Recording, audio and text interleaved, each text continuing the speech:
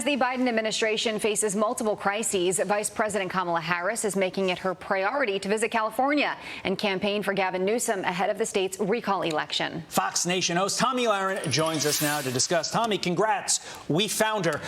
Does this visit help either of them?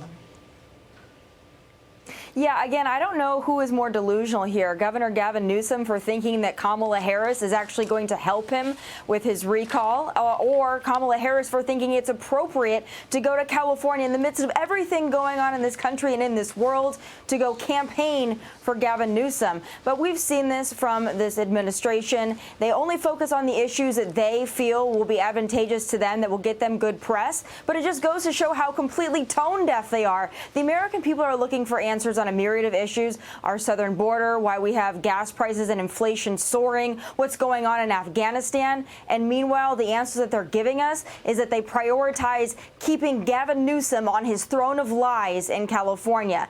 American people, I hope you're paying attention to their priorities. Larry Elder, obviously one of the big names here in this recall election that's going on. Let's take a listen to what he has to say about this. Take a listen. They know they're in trouble. They know that Gavin Newsom can't defend his record on crime. They know he can't defend his record on how he ignored science and imposed all sorts of mandates that he didn't abide by himself. They know that he is unpopular. Okay, he's saying he's unpopular, but then I guess when you look at the polls, you're just wondering what's going on out there. I understand California is a blue state, but take a look at this. The majority of the voters still support Newsom. 58% say no, they would not vote to remove him. 39% would vote yes. What do you make of those numbers?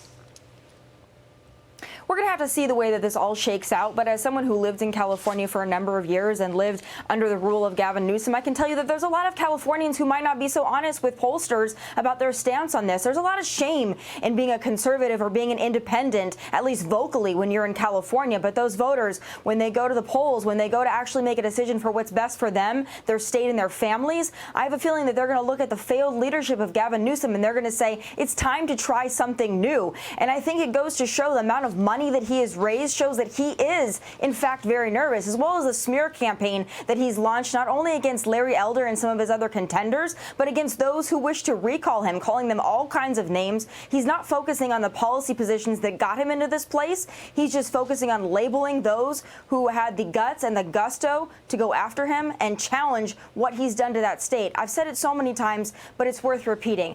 That state has the 5th largest economy in the world. It's a wonderful place. It's got so many resources. It's got academia, it's got Silicon Valley, it's got Hollywood, it's got so many wonderful natural resources. And the fact that they're in the state that they are, the fact that they have a homeless crisis like they have, the income inequality, the gas prices, the rolling blackouts, that is a sign of poor leadership, and Californians understand that. So you can shame them all you want, but I have a feeling when they go to vote, they're going to take a look at their state and they're going to want to try something new. So as you sit here now on September 8th, election coming up, recall election, less than a week. Do you predict that Gavin Newsom will be officially recalled?